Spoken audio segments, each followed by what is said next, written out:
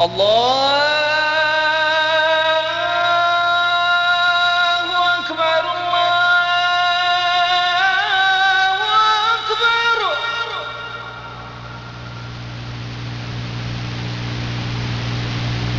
الله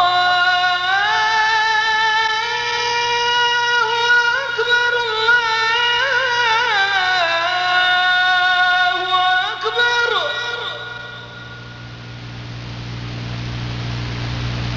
أشهد أن لا إله إلا الله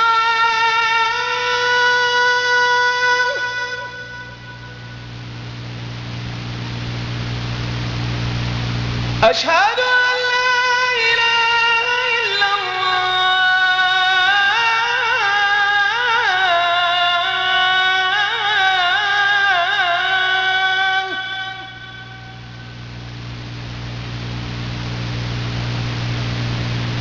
أشهد أن محمد رسول الله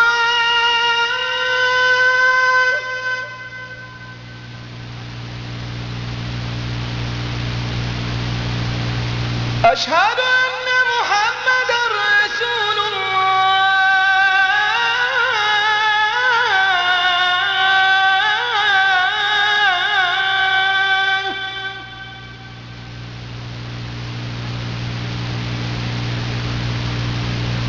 حي على الفلاح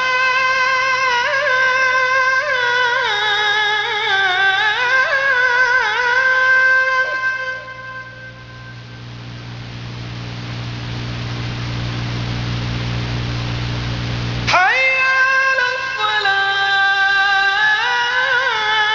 أعوذ بالله من الشيطان الرجيم بسم الله الرحمن الرحيم يا أيها الذين آمنوا أطيعوا الله وأطيعوا الرسول وأولي الأمر منكم فإن تنازعتم في شيء فردوه إلى الله والرسول إن كنتم تؤمنون بالله واليوم الآخر ذلك خير وأحسن تأويلا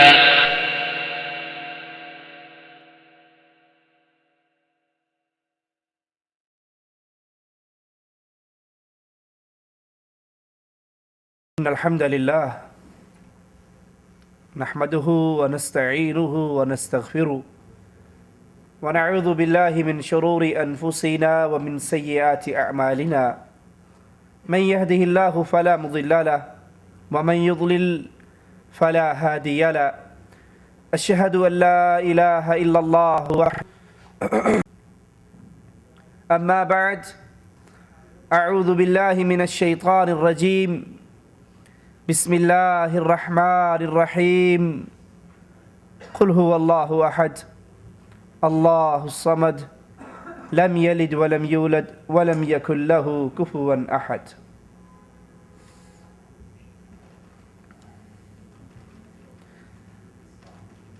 دین اسلام دین توحید ہے اور اسلام کا نظام عبادات ایک ایک عبادت اللہ کی توحید کی طرف انسان کو دعوت دیتی ہے. وہ عبادت چھوٹی ہو وہ بڑی ہو، جب اس پہ غور کیا جائے، اس کے تقاضوں پہ غور کیا جائے، اس کے دروس اور اس کی دعوت پہ غور کیا جائے، تو ہر عبادت ایک اللہ کی وحدانیت کی کھلی ہوئی دلیل ہے. نماز ہم دن میں 5 مرتبہ پڑھتے ہیں، لیکن یہ نماز، یہ عبادت، اس کا ایک ایک عمل مالک کی وحدانیت کی گواہی دے رہا ہے.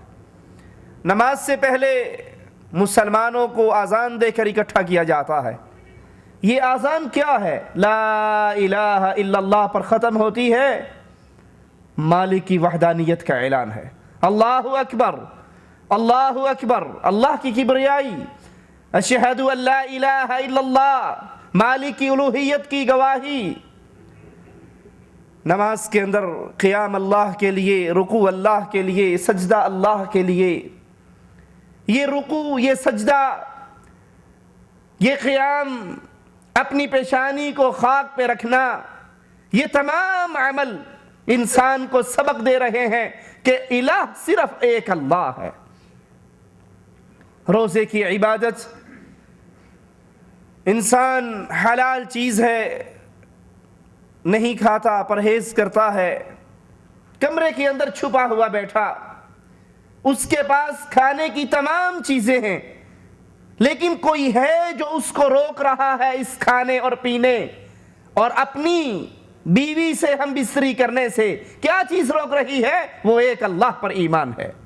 یہ روزہ اللہ کی توحید کی طرف ہمیں دعوت دیتا ہے۔ اسی طرح ایک عبادت جس کا وقت قریب سے قریب تر ہوتا جا رہا ہے، وہ حج کی عبادت ہے۔ اللہ ہم سب کو اپنے گھر کا بار بار حج کرنے کی توفیق عطا فرمائے، کیونکہ رسول اللہ صلی اللہ علیہ وسلم فرماتے ہیں بار بار حج اور عمرہ کرو، حج اور عمرے میں تتابع کرو، متابعت کرو، بار بار حج اور عمرہ کرو۔ اس کے دو فائدے ہوں گے۔ سب سے پہلا فائدہ، اللہ عز و جل بار بار حج اور عمرہ کرنے والوں کے گناہوں کو معاف کر دیتا۔ رسول اللہ صلی اللہ علیہ وسلم فرماتے ہیں ایک عمرہ اور دوسرا عمرہ، یہ اپنے درمیان میں جتنے گناہ ہو جاتے ہیں انسان سے، اللہ اس عمرے کو دوسرے عمرے تک کے لیے کفارہ بنا دیتا ہے۔ اور دوسرا فائدہ کہ بار بار حج اور عمرہ کرنے سے مالک تمہاری غربت اور فقیری کو ختم کر دے گا۔ بظاہر تو عمرہ کرنے پہ 170 ریال لگتے ہیں، حج کرنے پر 1500 ریال لگتے ہیں، لیکن اللہ کا وعدہ ہے جو انسان بار بار حج اور عمرہ کرتا ہے، مالک نہ اس پر گناہ باقی رہنے دیتا ہے، نہ اس کی غربت کو غربت رہنے دیتا ہے، بلکہ اس کو اپنی رحمت سے، اپنے فضل سے غنی کر دیتا ہے۔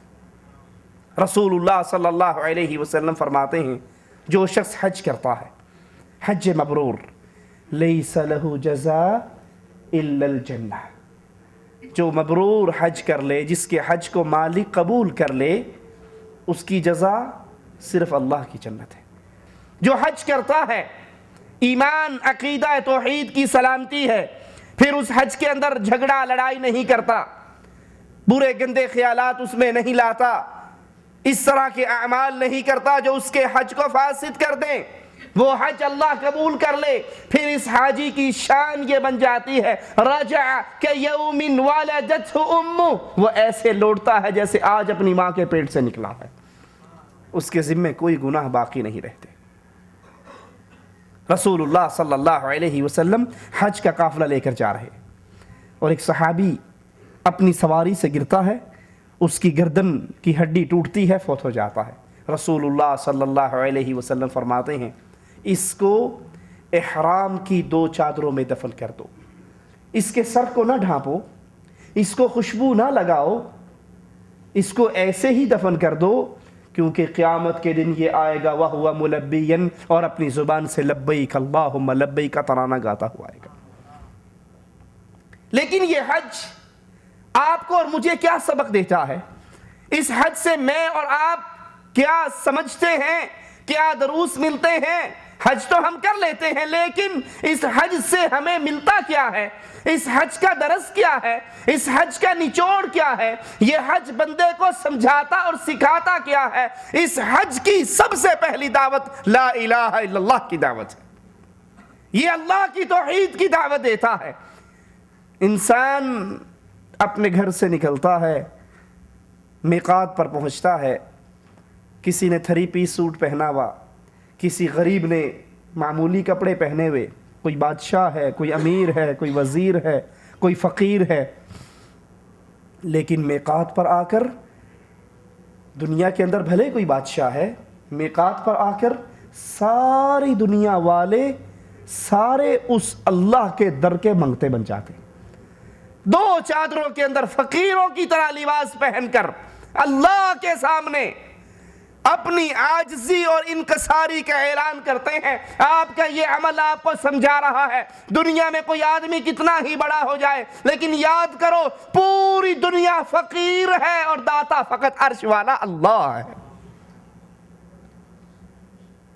آپ نے احرام باندھا، حج کے اعمال میں داخل ہونے کی نیت کی، اب کیا حکم ہے آپ کو کہ تلبیہ کہیے، لبیک اللہم لبیک، اللہ میں حاضر ہوں، میرے گناہوں کے انبار ہیں، میں ان گناہوں کو لے کر تجھ سے معافی کا سوال کرنے کے لیے آیا ہوں، لبیک اللہم لبیک لبیک لا شریک لک لبیک، میں حاضر ہوں، کس ایمان کے ساتھ، کس عقیدے کے ساتھ، کس دعوت کے ساتھ، کس سوچ اور فکر کے ساتھ، لا شریک لک، اللہ میں گواہی دیتا ہوں تیرا کوئی شریک نہیں، نہ عیسیٰ تیرا بیٹا ہے، نہ عزیر تیرا بیٹا ہے، نہ محمد صلی اللہ علیہ وسلم تیرے نور میں سے نور ہے، لا شریک لک، نہ تیری ذات میں کوئی شریک، نہ تیری صفات میں کوئی شریک، نہ تیری عبادت میں کوئی شریک، تو تمام شریکوں سے پاک ہے، وحدہ لا شریک ہے۔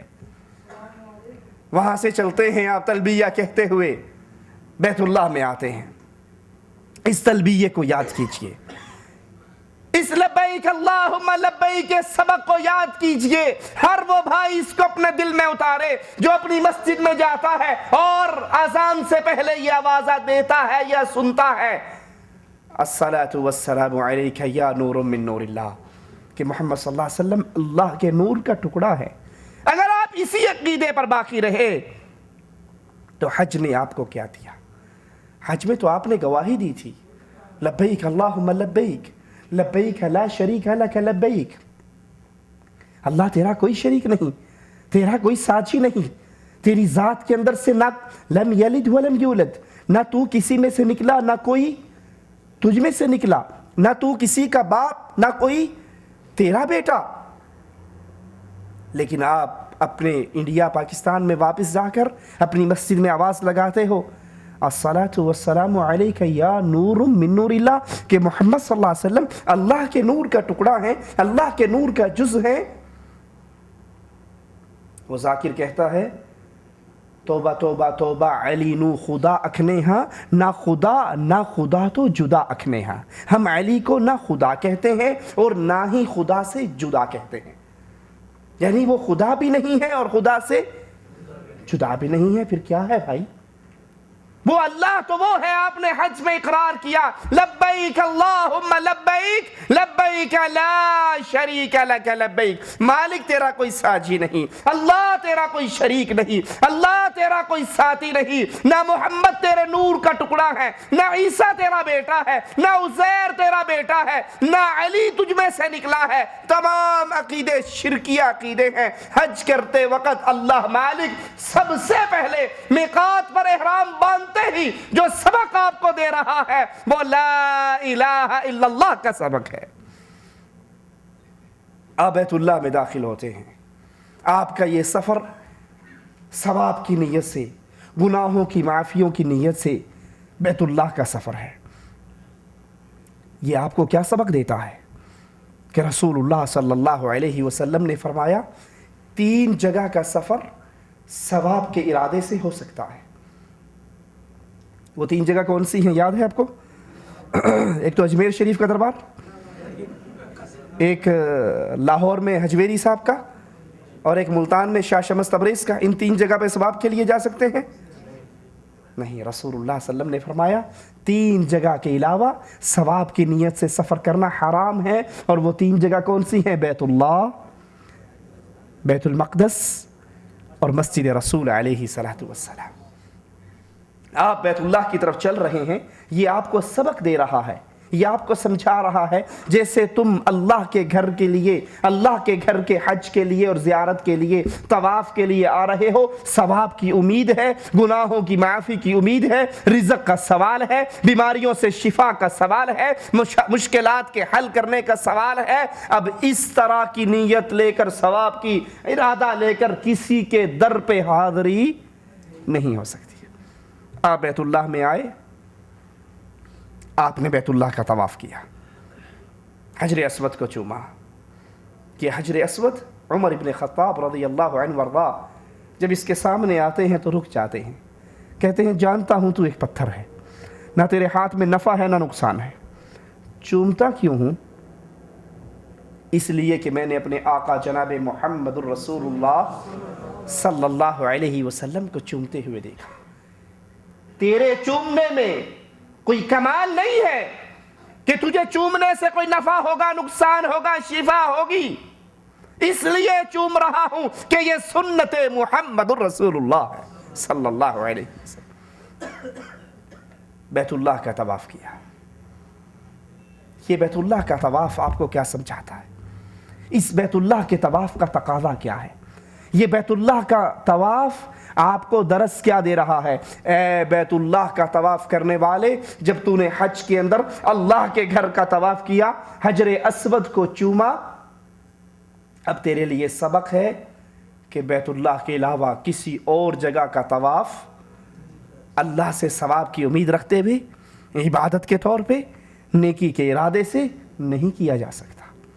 بیت اللہ کا طواف آپ نے کیا، اور اب آپ جا کر کسی بابے کی قبر کا بھی طواف کر لے تو آپ کا یہ حج آپ کو فائدہ نہ دے گا۔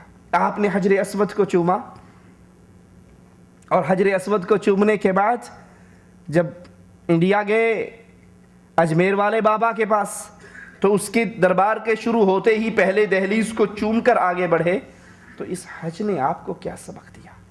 غور کیجئے۔ یہ چھوٹی چھوٹی باتیں ہیں، لیکن یہ ایمان اور عقیدے کا مسئلہ ہے۔ اگر اس پہ غور نہ کیا، ہو سکتا ہے یہ ہماری ساری عبادت ہمارے منہ پر مار دی جائے۔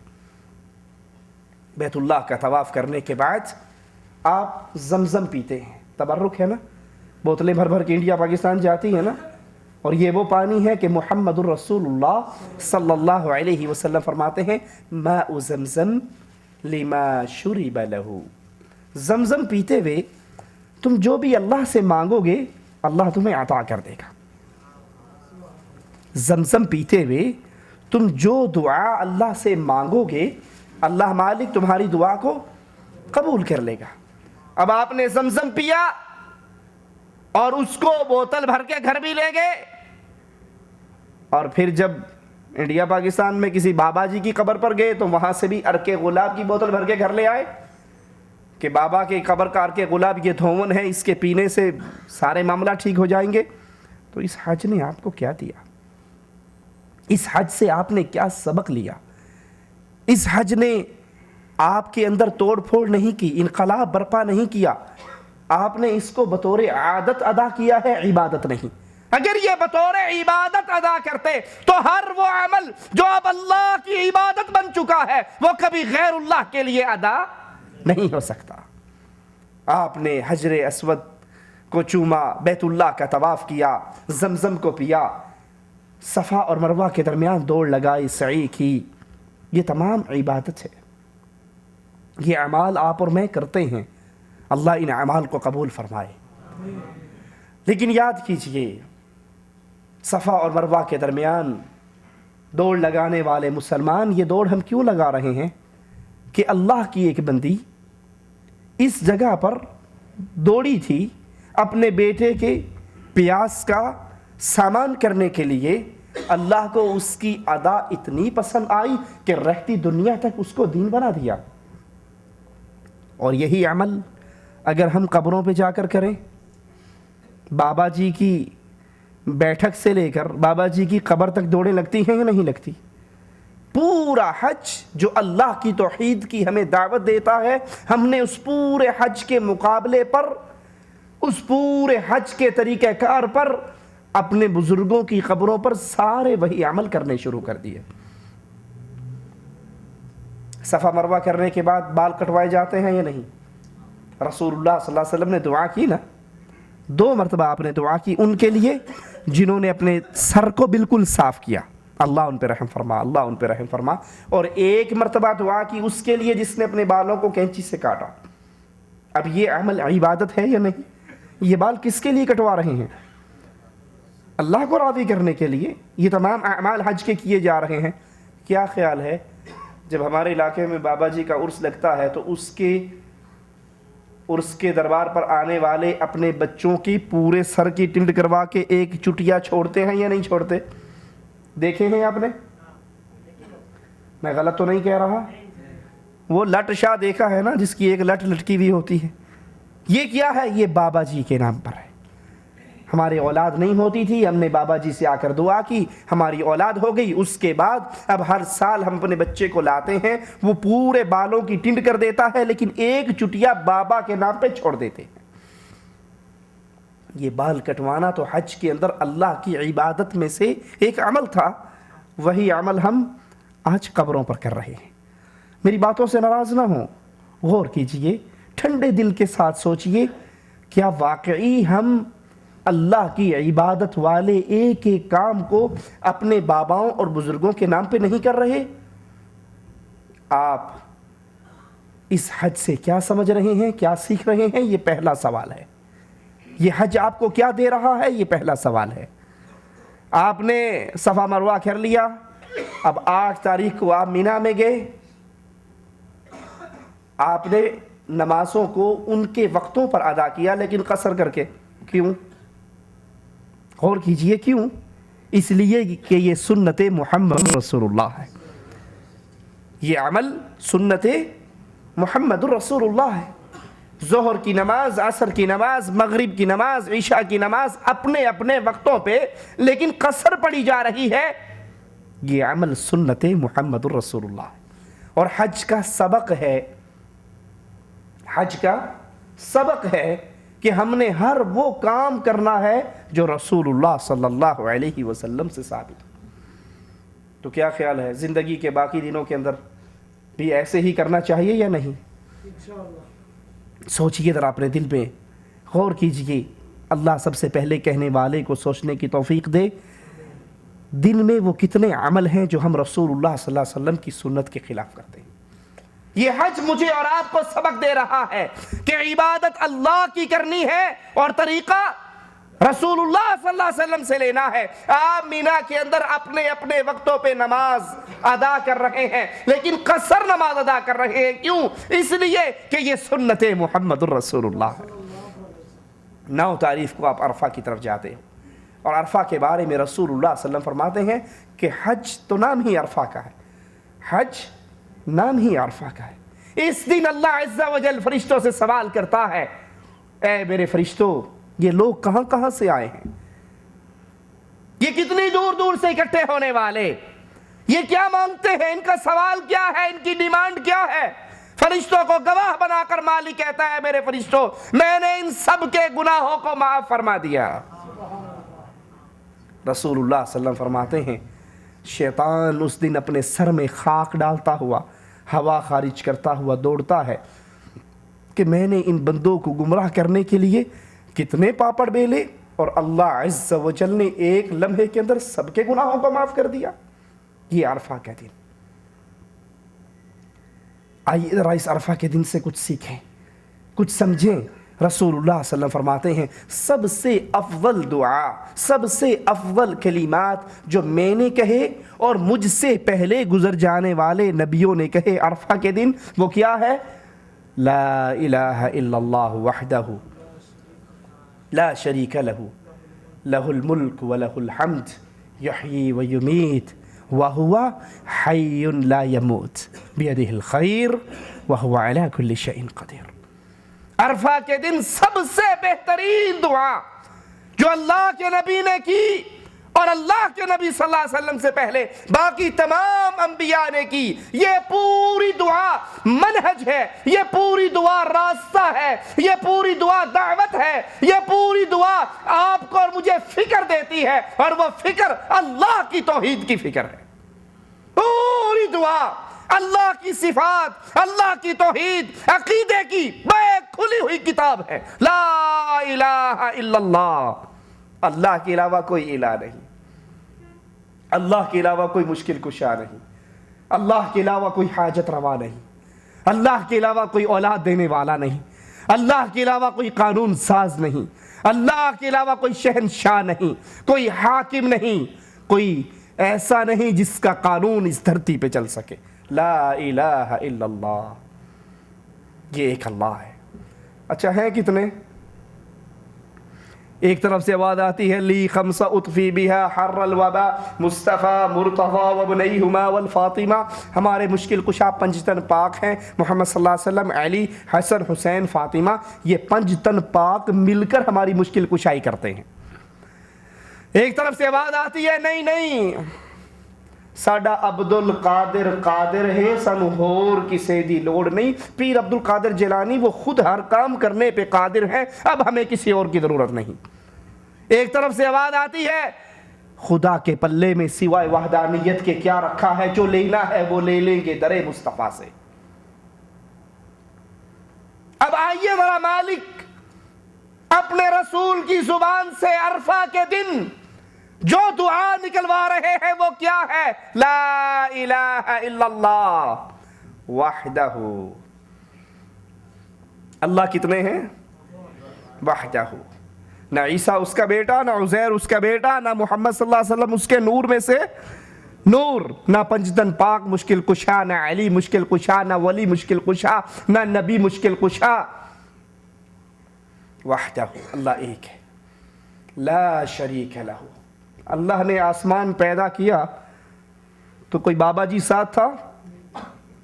اللہ نے زمین پیدا کی کوئی پیر صاحب ساتھ ہیں؟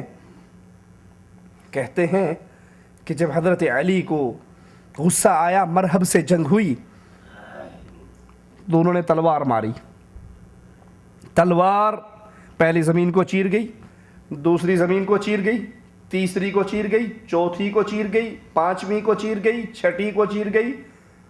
تلوار تھی یا ہائیڈروجن بم تھا؟ اب نعوذ باللہ نقل کفر نباشت، ہمارے شیعہ حضرات کا یہ عقیدہ ہے کہ وہ علی مشکل کشا کی تلوار چلتی جا رہی تھی اور 6ٹھی زمین کو جب چیرا تو نعوذ باللہ ثم نعوذ باللہ اللہ بھی ڈر گیا کہ کہیں یہ تلوار چلتے چلتے، کیونکہ ان لوگوں کا عقیدہ ہے کہ یہ زمینیں ایک بیل کے سینگ پر ہیں، سنا ہے نہیں سنا؟ بیل کے سینگ پر ہیں، اور جب بیل اپنے سینگ پہ تھک جاتا ہے دوسرے سینگ پہ کرنے کے لیے، زمین کو دوسرے سینگ پہ کرتا ہے تو زمین پہ زلزلہ تب آتا ہے۔ اللہ نے کہا جبرائیل بھاگ کر جاؤ، علی مشکل کشا کی تلوار کے نیچے اپنا پر رکھو، تب کہیں جا کر یہ ٹھنڈی ہوگی۔ جبرائیل نے پر رکھا، آدھا پر کٹ گیا، پھر جا کر بچت ہوئی۔ مالک کا تو اعلان ہے لا شریک لہ، نہ اللہ نے زمین پیدا جب کی تھی اس وقت بھی اس کا کوئی ساجی ساتھی شریک نہ تھا، آسمان بنایا کوئی شریک نہ تھا، جنت بنائی کوئی شریک نہ تھا، جہنم بنائی کوئی شریک نہ تھا، انسان، جن، حیوان، درخت، درندے، پرندے، چرندے سب کو پیدا کیا، لا شریک لہ، نہ اس کی ذات میں شریک ہے، نہ اس کی صفات میں شریک ہے، نہ اس کی عبادت میں شریک ہے۔ یہ عرفے کے دن کا سبق یاد کیجئے، لا الہ الا اللہ وحدہ لا شریک لہ، لہ الملک۔ شہنشاہ کون ہے؟ حکومت کس کی ہے؟ جو چاہے قانون سازی کرے، جو چاہے قانون بنائے، یہ اختیار کس کو ہے؟ ہمارے ہاں بھی ہے نا، یہ پارلیمنٹ ہے، یہ دستور ساز اسمبلی ہے، دستور بناتی ہے، قانون بناتی ہے۔ ارے ظالمو، لہ الملک، قانون بنانا رب کے اختیار میں ہے، ہمارے ذمہ تو اس پہ عمل کرنا ہے، ہمارے ذمہ قانون بنانا، ہمارے ذمہ تو اس پہ عمل کرنا ہے۔ قانون تو دستور قرآن و حدیث کی شکل میں مالک نے اتار دیا، اور اس کی ایسے نگرانی کی، محمد الرسول اللہ صلی اللہ علیہ وسلم کہتے ہیں میں آج کے بعد شہد نہیں کھاؤں گا۔ پڑھا ہے یہ قصہ یا نہیں پڑھا؟ اللہ اکبر، میں آج کے بعد شہد، یہ کہا کہ شہد حرام ہو گیا، تم بھی نہ کھانا، حرام تو نہیں کہا نا، اپنی ذات کے بارے میں کہا میں آئندہ نہیں کھاؤں گا۔ عرش والے کو یہ بھی برداشت نہ ہوا کہ یا ایھا النبی لم تحرم ما احل اللہ لک، اس چیز کو آپ حرام کرنے والے کون ہوتے ہیں جس کو اللہ نے حلال کیا ہے؟ آپ کون ہیں اس کو حرام کرنے والے جس کو اللہ نے حلال کیا ہے؟ تبتغی مرضات ازواجک، بیویوں کی رضامندی چاہتے ہو یا رب کی رضامندی چاہتے ہو؟ یہ اللہ ایسا شہنشاہ ہے، اس کا قانون ایسا عظیم ہے کہ اس میں تبدیلی کا اختیار عام انسانوں کو تو دور کی بات ہے، وقت کے نبی کو بھی نہیں ہوتا۔ مالک اعلان فرماتا ہے، قرآن حکیم ہے، سورۃ کہف کی آیات ہے، معذرت سورۃ کہف میں نہیں بلکہ 29ویں پارے میں یہ آیات ہے، وَلَوْ تَقَوَّلَ عَلَيْنَا بَعْدَ الْأَقَاوِيلِ لَأَخَذْنَا مِنْهُ بِالْيَمِينِ ثُمَّ لَقَطَعْنَا مِنْهُ الْوَتِينَ فَمَا مِنْكُمْ مِنْ أَحَدٍ عَنْهُ حَاجِزِينَ۔ اگر میرا نبی اپنی طرف سے ہمارے ذمے کوئی بات لگائے، ہم دائیں ہاتھ سے پکڑ کے اس کی شہرت کو کاٹ دیں، تم میں سے کوئی اس کو چھڑا بھی نہ سکے، کیونکہ قانون ساز، قانون اتارنے والا اللہ، آپ کے اور میرے ذمے رب کے اتارے ہوئے قانون پر عمل کرنا۔ لا شریک لہ، لہ الملک ولہ الحمد۔ تمام تعریفیں اللہ کے لیے، ہر طرح کی تعریف اللہ کے لیے، تمام تعریفوں کے لائق ایک اللہ عز و جل۔ اب وہ اللہ، اس کی صفت کیا ہے؟ یحیی و یمیت۔ زندگی کون دیتا ہے؟ مارتا کون ہے؟ اللہ کے علاوہ کل من علیہا فان، سب نے مر جانا ہے، بقا کس کے لیے ہے؟ اللہ کے لیے۔ کیا خیال ہے، ہم یہ سبق ہمیں یاد ہے یا بھول گیا؟ بھول گیا۔ آپ نے سنا نہیں ابھی ربیع الاول آنے والا ہے تو اشتہار چھپیں گے، اسٹیکر چھپیں گے، سنا ہے ہر عاشق کے گھر میں تشریف لاتے ہو، ہمارے گھر میں بھی ہو جائے چراغاں یا رسول اللہ۔ یہ نعتیں نہیں سنی؟ اللہ کے نبی زندہ ہیں، موجود ہیں، حاضر ناظر ہیں، ہر جگہ پہ ہیں، سب کچھ جانتے ہیں، موت زندگی کے اختیار آپ کے پاس ہے۔ نبی تو نبی رہ گئے۔ کہتے ہیں پیر عبد القادر جیلانی کی مریدنی کا بچہ مر گیا، پیر صاحب کو جا کر شکایت لگائی، پیر صاحب وہ بچہ مر گیا ہمارا، تو کہا مر گیا تو وقت آیا تھا، مر گیا، ہم کیا کر سکتے ہیں؟ کہا پھر آپ کی مریدنی بننے کا فائدہ کیا ہوا؟ پیر صاحب نے اڈاری لگائی، درمیان میں سے جا کر تھیلا پکڑ لیا ملک الموت کا، اور کہنے لگا وہ میری مریدنی کے بچے کی ایک روح دے جاؤ اور باقی کو لے جاؤ۔ کہا صاحب تو پابند ہے اللہ کی طرف سے، کیسے چھوڑ سکتے ہیں؟ کہا مان جاؤ ایک دے جاؤ۔ فرشتہ نہ مانا، سارا تھیلا لے کر الٹا کر دیا، سارے مردے زندہ ہو گئے۔ ابھی میں پاکستان گیا ہوا تھا، اسی ہفتے کو آیا، تو قصور مجھے جانا ہوا تو رائمنڈ شریف سے ہو کر گزرا، اور وہاں سے خود کتاب خرید کر لایا، ہمارے پاس موجود ہے، جو بھائی دیکھنا چاہے اس کو درس کے بعد دکھائی جا سکتی ہے۔ پروفیسر نور احمد نور تبلیغی جماعت ملتان کے ڈویژن پوری کے امیر ہیں، انہوں نے کتاب لکھی ہے قبر کے بعد کی زندگی اور موت کے چند مناظر۔ پوری کتاب پڑھنے کے قابل ہے، صرف ایک چاول آپ کو دیکھ کر، ایک چاول دکھا کر آگے چلتا ہوں۔ کہتے ہیں طاہر ہیڈنگ لگائی ہے، سرخی ہے، طاہر شاہ صاحب کا مر کر دوبارہ زندہ ہونا۔ اچھا جی، یہ مر کر زندہ کیسے ہوئے؟ کہا میرے پاس آئے، علاج کے لیے آئے، اور مرنے سے پہلے ان کے ماں باپ کی روحیں ہمارے اس کمرے میں آئیں اور کہنے لگی چلو بیٹا وقت ہو گیا چلیں۔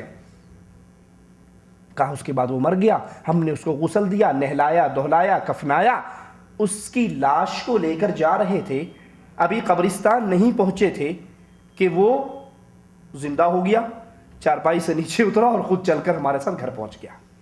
جب گھر پہنچا تو ہم نے پوچھا صاحب یہ کیا ہوا؟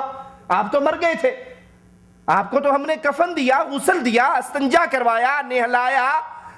کہا صاحب کیا بتائیں، جب ہماری روح پہلے آسمان پر پہنچی، مولانا احمد علی لاہوری سے ملاقات ہوئی، وہ کہنے لگے تم یہاں کیا کرنے آئے؟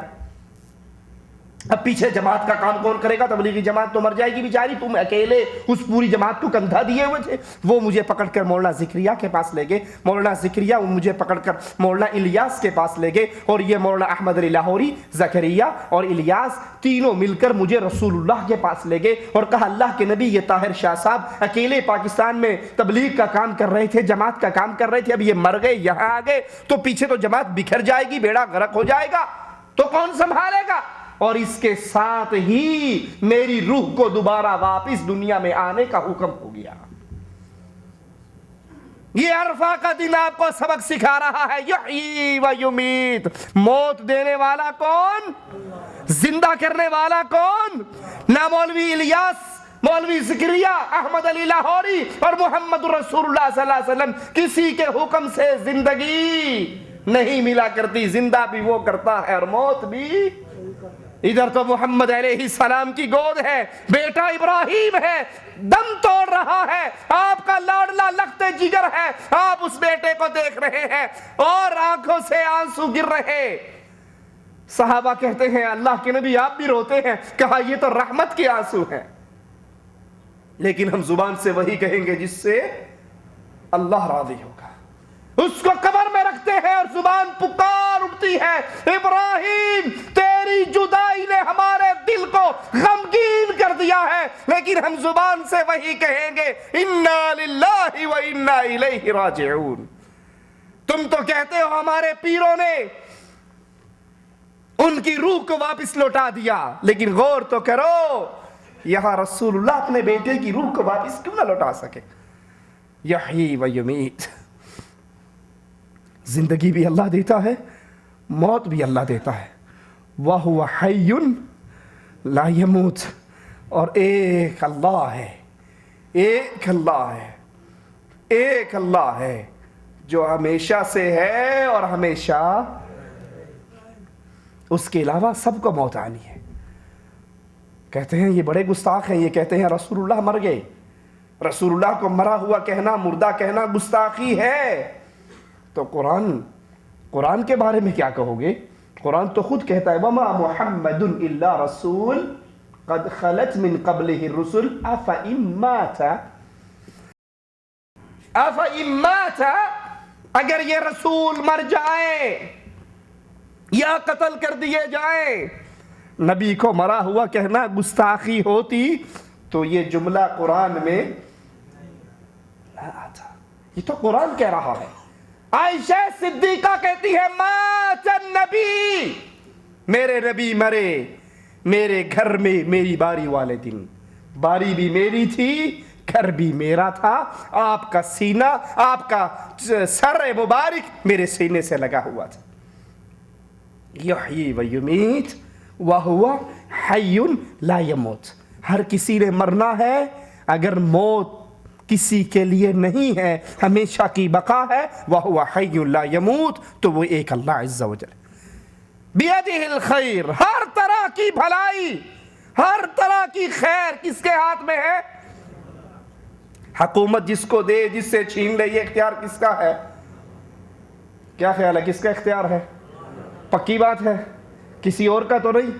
وہ پاکستان والے تو کہتے ہیں ہمارے مانسیرے کے اندر ایک بابا ہے، بابا دھنکے شاہ، وہ ڈنڈے مارتا ہے نواز شریف کو تو وہ وزیر اعظم بن جاتا ہے، بے نظیر کو مارتا ہے تو وہ بن جاتی ہے۔ بیدہ الخیر، ہر طرح کی بھلائی کس کے ہاتھ میں ہے؟ نہ کسی پیر کے ڈنڈوں سے حکومت مل سکتی ہے۔ ہمارے ہاں ایک ہے طوطے شاہ، جس کا بچہ نہیں بولتا اس کو اس طوطے شاہ کا نمک چٹا دیتے ہیں، بچہ بولنے لگ جاتا ہے۔ کسی کو بواسیر ختم نہیں ہوتی، وہ اسلام آباد کے بابا جی کے دربار سے انگوٹھی لے کر پہن لیتا ہے، اس کو بواسیر ختم ہو جاتی۔ اور مالک عرفہ کے میدان میں حج کرنے والے حاجی کو سبق سکھا رہا ہے، کیا؟ بیدہ الخیر، شفا، عزت، روزی روٹی، ذلت، بیماری، ہر طرح کی خیر کس کے ہاتھ میں ہے؟ ایک اللہ کے ہاتھ میں۔ وَهُوَ عَلَى كُلِّ شَيْءٍ قَدِيرٌ، اور وہ اللہ ہے کیسا؟ ہر چیز پہ قادر ہے۔ ہر چیز پہ قادر کون ہے؟ احمد رضا خان بریلوی اپنی کتاب میں لکھتے ہیں ساڈا عبد القادر قادر ہے۔ اردو کا شعر ہے جس کا پنجابی والے نے ترجمہ کیا ہے کہ ہمارا عبد القادر قادر ہے، اور مالک کیا کہتا ہے؟ وَهُوَ عَلَى كُلِّ شَيْءٍ قَدِيرٌ، ہر بندہ محتاج ہے، فقیر ہے۔ کتنا فقیر ہے؟ کھانا کھا لو اور اللہ قبض کی بیماری اس کے اوپر مسلط کر دے تو اتنا فقیر ہے کہ اپنے پیٹ کی گندگی کو باہر نکال۔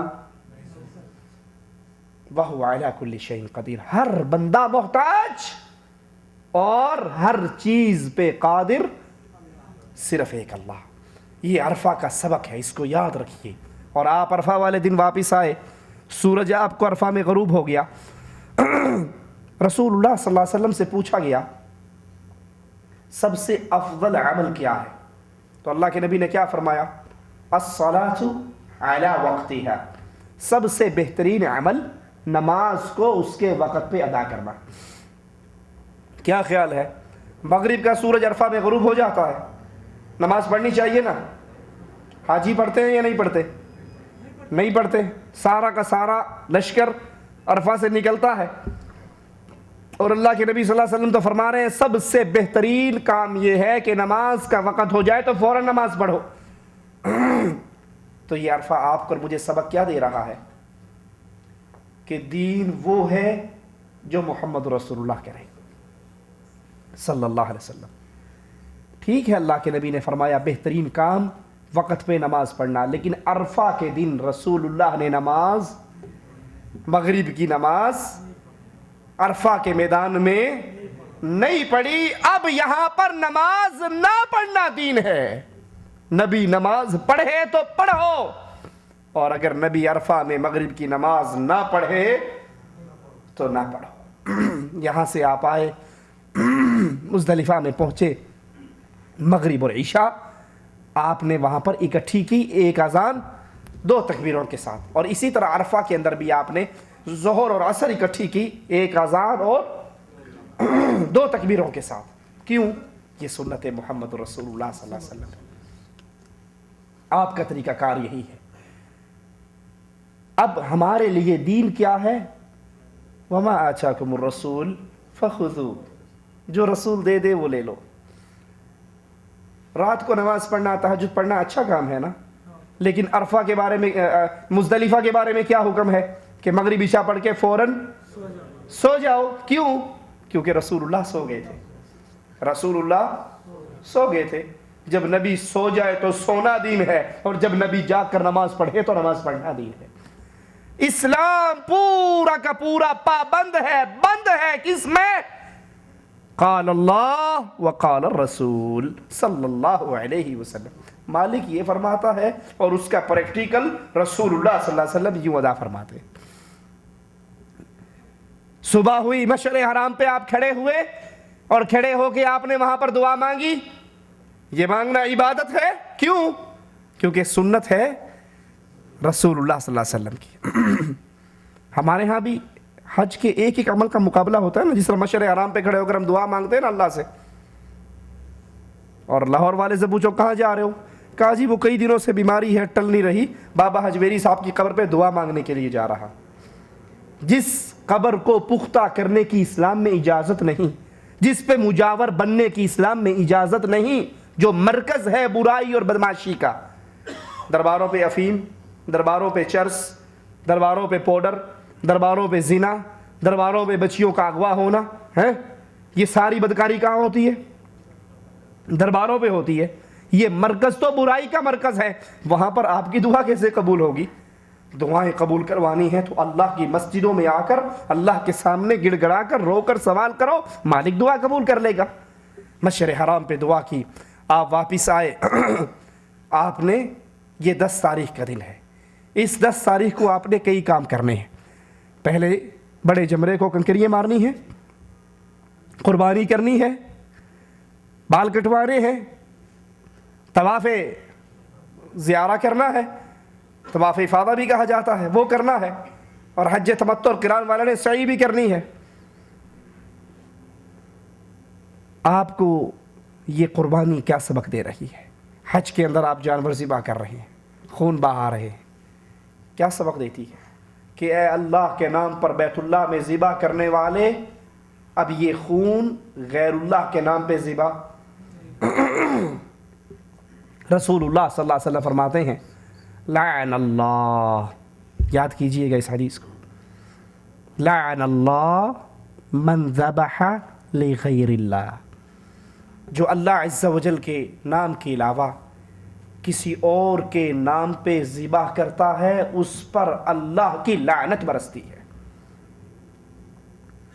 آپ حج پہ گئے، آپ نے بیت اللہ میں اللہ کے نام پر قربانی کو ذبح کیا، اور واپس آ کر کسی بابے کے نام پر 11ویں کی سبیل لگا دی یا محرم کی سبیل لگا دی یا سبیل حسین لگا دی یا پیر لال شہباز قلندر کے دربار پہ گئے اور آپ مرغا لے کر گئے, پیر ککڑ گھینتے پتر ڈے, مرغا لے لو بیٹا دے دو.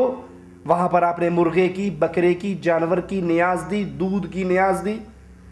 دودھ بیچتے ہوئے پانی ڈال لیں گے لیکن 11ویں والے دودھ میں پانی.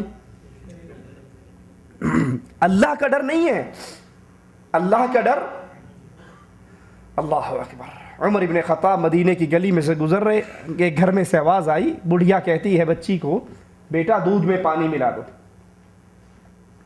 وہ کہتی ہے اماں آپ کو نہیں پتا, عمر ابن خطاب نے پابندی لگائی ہے, منع کر دیا ہے. کہا رات کا وقت ہے, رات کا وقت ہے, اندھیرا ہے, عمر خطاب اپنے گھر میں آرام سے سو رہا ہوگا, تم ملا دو. اب کوئی عمر خطاب یہاں بیٹھا ہمیں دیکھ رہا ہے. تو وہ مومنہ کہتی ہے ماں اگر عمر ابن خطاب نہیں دیکھ رہا تو اس کا رب تو دیکھ رہا ہے. اگر عمر ابن خطاب نہیں دیکھ رہا تو اس کا رب دیکھ رہا ہے. دودھ بیچتے ہوئے اس میں پانی ملا دیں گے, لیکن جب دودھ بابا جی کے دربار پہ سبیل کے لیے جائے گا تو اب پانی. اللہ کا ڈر نہیں ہے, مردوں کا ڈر. اللہ سے نہیں ڈرتے. او جی مولوی صاحب آپ تو باتیں عجیب کرتے ہیں, اگر ہم دودھ میں آج 11ویں والے دن پانی ملائیں یا آج کا دودھ ہم بیچ دیں تو پیر صاحب ہماری بھینس مار دیں گے. سنا یا نہیں سنا؟ یہ پیر نہ ہوا بھینس مار فیکٹری ہو گئی, جو دودھ نہیں دے گا اس کی بھینس مار دے گا. بھائی یہ موت و حیات تو اللہ کے اختیار میں ہے, کسی بابے کی اختیار میں نہیں ہے. یہ آپ کو سبق مل رہا ہے کہ آپ اللہ کے لیے حج میں قربانی کر رہے ہیں. اب آپ کسی پیر کی قبر پہ نہ مکھی, نہ دیا, نہ پھول, نہ چادر, نہ بکرا, نہ مرغا, نہ تیل کے دیے, نہ گھی کے چراغ. کیوں؟ یہ عبادت ہے کس کی؟ خالص اللہ کی. اور جب آپ غیر اللہ کے لیے کام کرو گے تو اللہ کی عبادت میں غیروں کو. میں نے مکھی کا نام لیا, کیوں لیا؟ کیونکہ حدیث رسول میں آتا ہے, دو شخص ایک قبر کے پاس سے, ایک بت کے پاس سے گزرے, ان کا عرس تھا, ان کی عید تھی. انہوں نے کہا بھائی ہمارے تو یہ رواج ہے, یہاں پر جو بھی جائے گا کچھ نہ کچھ دے کر جائے گا بابا جی کے نام پہ. انہوں نے کہا ہم تو مسافر ہیں, ہمارے پلے تو کچھ بھی نہیں. کہا مکھی مار کے دے دو. ایک نے مکھی ماری اور کہا نظر اللہ نیاز حسین, بی بی کے نام پہ, بابا کے نام پہ, چادر کے نام پہ ہیں. اس کو چھوڑ دیا, جانے دیا. دوسرے سے کہا تو بھی مکھی مار. کہا مکھی مار کر بھی دوں گا تو اس کے نام پہ جس نے مکھی کو پیدا کیا. کسی اور کے نام پہ مکھی کی نیاز بھی.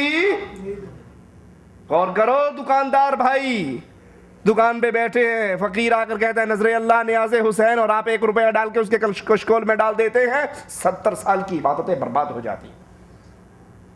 آپ نے اللہ کی عبادت میں بھلے 1 روپیہ ہی غیر اللہ کے نام پہ دیا, آپ نے اس کی عبادت میں غیر کو شریک ٹھہرایا. یہ آپ کے لیے سبق ہے یہ قربانی, کہ اس قربانی کرتے وقت عہد کیجئے آج اللہ کے نام پہ ذبح کر رہا ہوں تو اب کسی غیر کے نام پہ ذبح. وگرنہ مشرکین مکہ یہی کیا کرتے تھے. وَجَعَلُوا لِلَّهِ مِمَّا ذَرَأَ مِنَ الْحَرْثِ وَالْأَنْعَامِ نَصِيبًا فَقَالُوا هَذَا لِلَّهِ بِزَعْمِهِمْ وَهَذَا لِشُرَكَائِنَا. وہ اپنے جانوروں کو, اپنے بکروں کو, اپنے اونٹوں کو, اپنی کھجوروں کو 2 حصوں میں بانٹا کرتے تھے اور کہتے یہ اللہ نام کی, یہ بابا کے نام پہ, یہ حبل کے نام پہ, یہ لات کے نام پہ, یہ عزا کے نام پہ, یہ منات کے نام پہ, اور یہ اللہ کے نام پہ. وہ بھی اس طرح کیا کرتے تھے.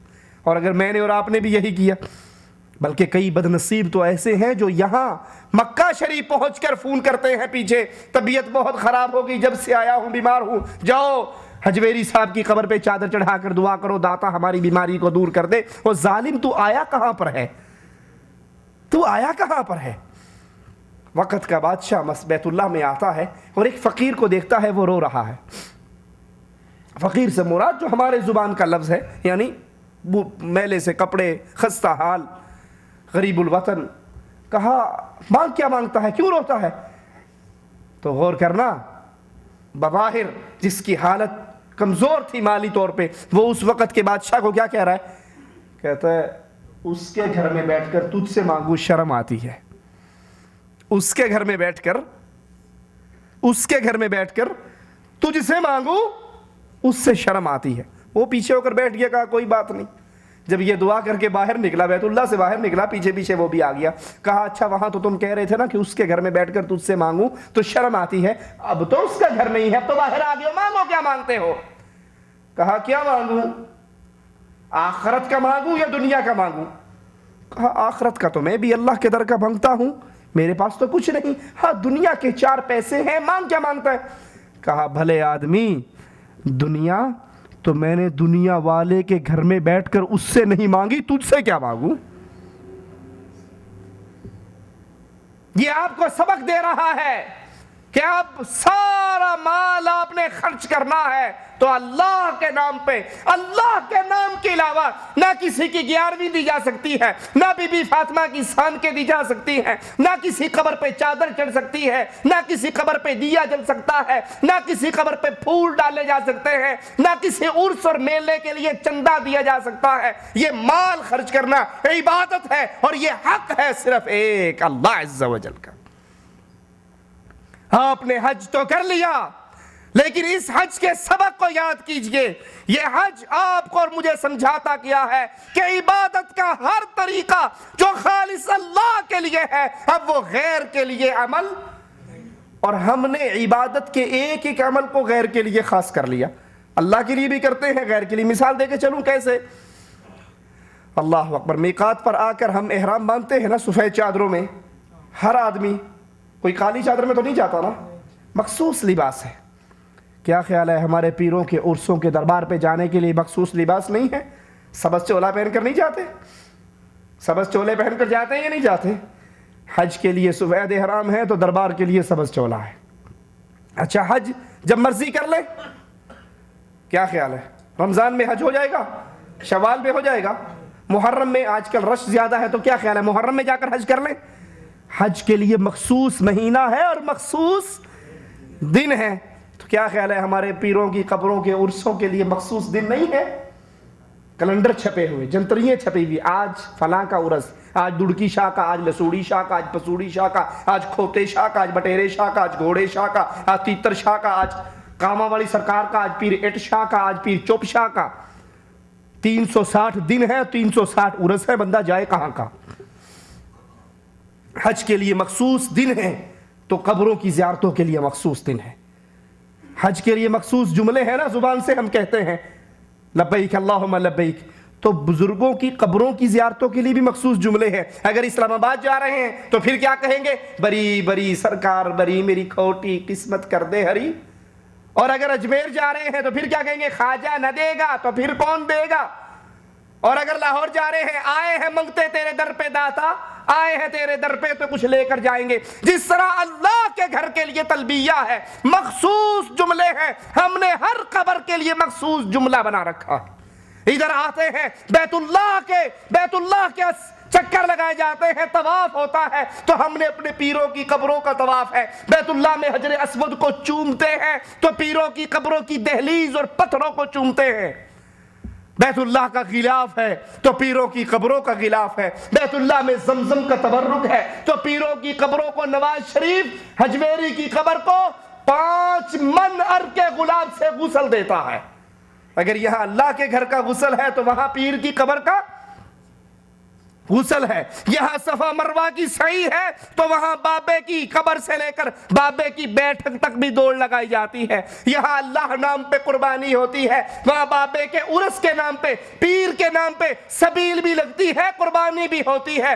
حج کا ہر وہ کام جو خالص اللہ کی عبادت تھی, آج اس امت اسلام نے, اس امت نے اسلام کا نام لے کر, محبت کا نام لے کر, اولیاء کے پیار کا نام لے کے, ہر وہ عمل جو خالص اللہ کی عبادت تھی, آج وہ قبر والوں کی عبادت کے طور پہ کرنا شروع کر دیا. اللہ سے ڈر جائیے, اللہ کی توحید کو سمجھیے. میری باتیں بڑی کڑوی, کئی بھائیوں کو غصہ آیا ہوگا, لیکن یاد کرو شوگر کے مریض کو چینی کھلاؤ گے تو جلدی مرے گا, اور نیم کی کڑی میں گولی دو گے تو اللہ سے امید ہے اس کو شفا ہو جائے گی. جو جہاں لگا ہے ٹھیک لگا ہے یہ راگ میں بھی الاپنا شروع کر دوں، جو ٹھیک ہے یہ اسے بھی کچھ نہ کہو اس کو بھی کچھ نہ کہو، تو پھر بربادی ہمارے اوپر مسلط ہو جائے گی۔ رسول اللہ صلی اللہ علیہ وسلم فرماتے ہیں تم امر بالمعروف کرو، نیکی کا حکم دو، برائی سے روکو، اگر تم اس کام کے کرنے سے رک جاؤ گے تو پھر اللہ کا عذاب تمہارے اوپر آئے گا، تم دعائیں مانگا کرو گے، اللہ تمہاری دعاؤں کو سنے گا نہیں، قبول نہیں کرے گا۔ اس لیے مسلمان اس دین کی تبلیغ کسی ایک مولوی صاحب کا کام نہیں۔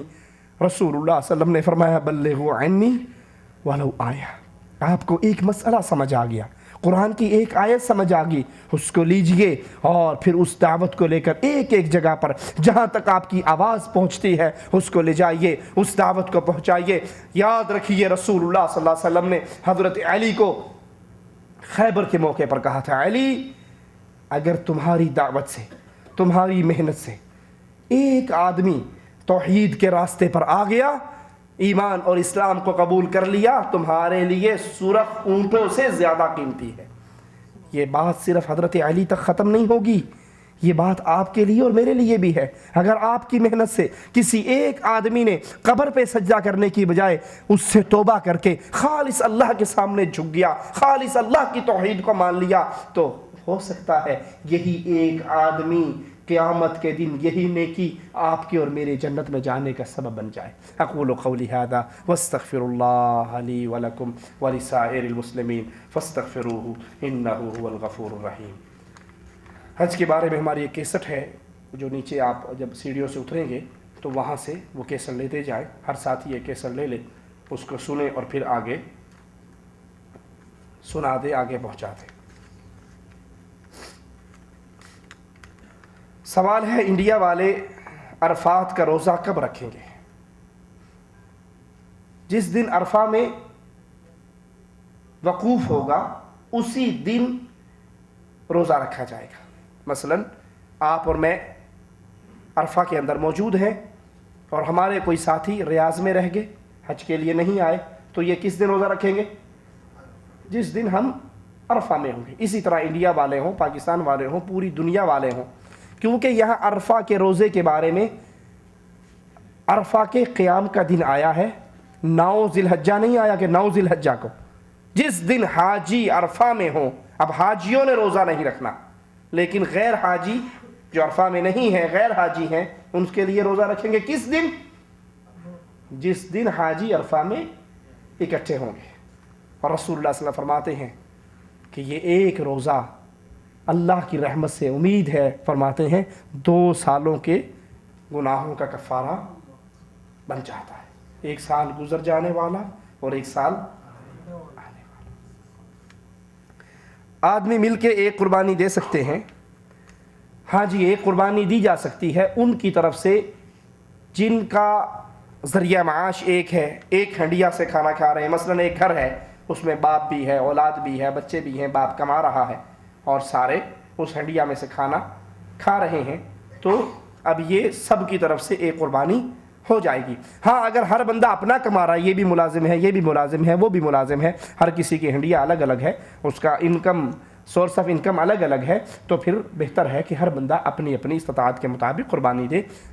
گائے کے اندر 7 حصہ دار بن سکتے ہیں، اونٹ ہے اس میں حصہ دار بن سکتے ہیں، اور جانور جو ہے بھیڑ اور بکری ہے، دمبا ہے، اس کے لیے 2 دانتوں والا ہونا شرط ہے۔ بکرا ہے، بکری ہے تو 2 دانت لازم ہے، اس سے کم کا کچھ لوگ کہتے ہیں جی ہمارا گھر کا پالا ہوا ہے اور یہ اتنے سال کا ہو گیا ہے، نہیں، اس کے 2 دانت ہیں تو شرط ہے۔ ہاں اگر آپ کو ایسا نہیں ملتا تو پھر یعنی شارٹیج ہو گئی، پھر بھیڑ، دمبا، لیلا جسے ہماری زبان میں کہا جاتا ہے، وہ بکرا بکری نہیں، اس کے علاوہ جو نسل ہے وہ موٹا تازہ ہو، تکڑا ہو، اور اگر وہ 2 دانت والا نہیں بھی ہے تب بھی اس کی قربانی ہو جاتی ہے۔ یہاں ایک مسئلہ اور ہے کہ جب جس نے قربانی کرنی ہے جب چاند نظر آ جائے تو پھر وہ کیا کیا کام نہ کرے جی؟ ناخن نہ کاٹے، بال نہ تراشے۔ کب؟ جب چاند نظر آ جائے۔ اچھا ماشاءاللہ، یہ حدیث سب کو پتا ہے نا؟ کوئی ہے جس کو نہ پتا ہو؟ سب کو پتا ہے۔ اب جب عید کی نماز ہو جاتی ہے، ہیں؟ کیا خیال ہے؟ سب سے پہلے پھر اس پہ چھرا چلتا ہے یا نہیں چلتا؟ داڑھی آج کل شیو کریں گے، جو ہی چاند نظر آ جائے گا، اب جو ڈیلی اس کو چھیلتا ہے، اس بیچاری کی پٹائی کرتا ہے اور اس کو رسول پاک کی سنت کو گٹر کی گندگی میں پھینکتا ہے، وہ بھی چھوڑ دیتا ہے، وہ بھی شیو نہیں کرتا۔ آپ دیکھو گے کئی لوگوں کی شیو بڑھ جائے گی، آپ پوچھو بھائی یہ کیا ہوا، آپ داڑھی رکھ لی، آپ نے توبہ کر لی؟ کہ نہیں مولانا صاحب یہ صرف 10 دن کے لیے۔ کیوں؟ مولوی ہو کر مجھ سے پوچھتے ہو کیوں؟ آپ کو نہیں پتا اللہ کے نبی کی حدیث ہے جس نے قربانی کرنی ہو چاند نکل آنے کے بعد وہ ناخن نہ کاٹے، بال نہ تراشے۔ کس کی حدیث ہے؟ رسول اللہ صلی اللہ علیہ وسلم۔ ماشاءاللہ مبارک ہو، آپ کو اپنے نبی سے اتنا پیار ہے، اتنی محبت ہے، حدیث سنی اور آپ نے شیو کرنے سے ہاتھ روک لیا کہ چاند نظر آ گیا 10 دن شیو نہیں کرنی۔ اچھا کوئی حدیث ہے کسی نے سنی ہو، کوئی ضعیف ہو، کوئی کچھ بھی کسی قسم کی ہو، کسی کوالٹی کی ہو کہ عید کی نماز پڑھتے اس کو شیو کر دو؟ سنی آپ نے کہیں یہ حدیث؟ لیکن دیکھا ہے جو 10 دن شیو نہیں کرتے وہ عید کی نماز پڑھتے اس کو شیو کرتے ہیں یا نہیں کرتے؟ کرتے ہیں۔ تو یہ 10 دن کے لیے آپ نے کیوں چھوڑی؟ اپنے دل کو دھوکہ نہ دو، یہ نبی کی محبت نہیں ہے، یہ دکھلاوا ہے، یہ لوگوں کو دکھانا ہے کہ لوگ 10 دن شیو نہیں کرتے تو میں بھی 10 دن شیو، 10 دن کے بعد لوگ بھی شیو کر دیتے ہیں تو میں بھی کر دیتا ہوں۔ حدیث ودیث کا کوئی چکر نہیں ہے۔ اگر حدیث کا چکر ہو، آپ محبت رسول میں کوئی انسان یہ عمل کرے تو جس کو نبی کی حدیث 10 دن نظر آ رہی ہے تو سال کے باقی دنوں میں اس کی آنکھوں پہ پردہ پڑ گیا۔ اللہ کے نبی نے فرمایا وَاعْفُوا اللِّحَىٰ، اپنی داڑھیوں کو معاف کر دو، اپنی داڑھیوں کو چھوڑ دو، ان کو لٹکاؤ، وَفِّرُ اللُّحَىٰ، ان کو زیادہ کرو، ٹھیک ہے؟ تو 10 دن کے لیے داڑھی شیو چھوڑنا، اس کا آپ کو اجر و ثواب واللہ اعلم ہمارے علم کے مطابق اس لیے نہیں ملے گا کہ یہ اتباع رسول نہیں۔ اتباع رسول یہ ہے کہ آپ اپنی داڑھی کو مستقل شیو کرنا چھوڑ دیں۔ بھائی یہ تو ہندی کے اندر لکھا ہوا ہے، تو مجھے تو ہندی سمجھ نہیں آتی، کسی بھائی کا جس نے لکھا ہے وہ کھڑے ہو کر سوال کر لیں، ہم اس سے جواب دے دیں گے۔ ویسے ہمیں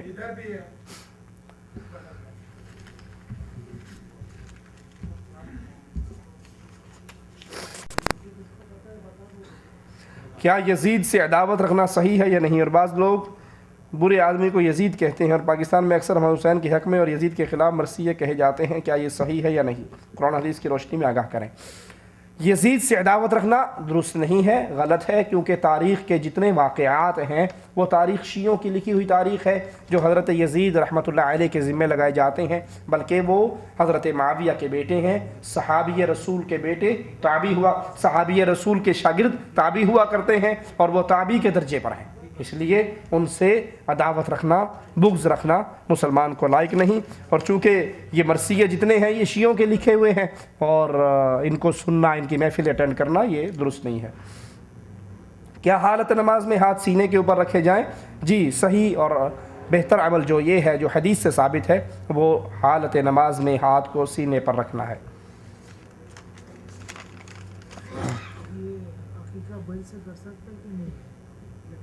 حقیقہ اگر کوئی بندہ کسی عورت سے بدکاری کا مرتکب ہوتا ہے، کیا پھر اسی عورت سے اس بندے کا نکاح ہو سکتا ہے؟ بہتر یہی ہے کہ وہی اس سے نکاح کر لے، تاکہ اس کا کہیں اور ہوگا تو اس کو جب پتہ لگ جائے گا کہ اس کا یہ معاملہ تھا تو پھر ان کے اندر افتراق اور اختلاف کی چانس زیادہ ہیں۔ تو جس نے یہ بدکاری کی ہے وہ اللہ سے معافی مانگے، توبہ کرے اور پھر اس پہ نکاح کر لے۔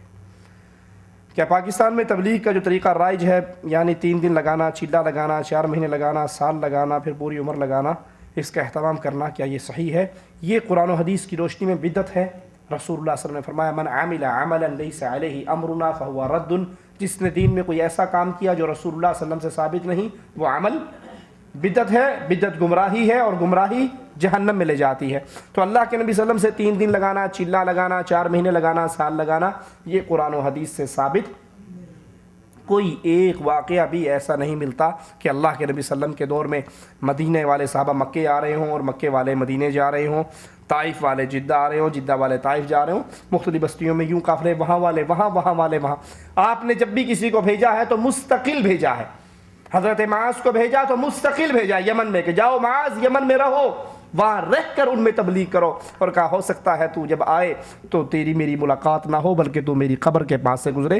تو یہ کار سنت کے خلاف ہے نمبر ایک. نمبر دو، اس میں اس تبلیغ میں جو کتابیں پڑھائی جاتی ہیں فضائل اعمال اور فضائل صدقات، ان پہ الگ ہماری پوری کیسٹیں موجود ہیں. وہ تمام کتابیں شرک اور بدعت سے بھری ہوئی ہیں، ان کو پڑھنا درست نہیں ہے. سوالات زیادہ ہیں، انشاءاللہ ان کا جواب اگلی دفعہ دیں گے. سبحانک اللہم و بحمدک اشہد ان لا الہ الا انت استغفرک و اتوب الیک.